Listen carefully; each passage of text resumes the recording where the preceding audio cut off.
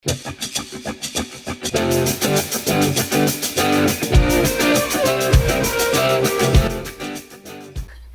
up? It's Jen Brown. Welcome to my channel. If you've been here before, welcome back. So today I wanted to share with you some small to medium crochet projects that you can do with all of your leftover yarn.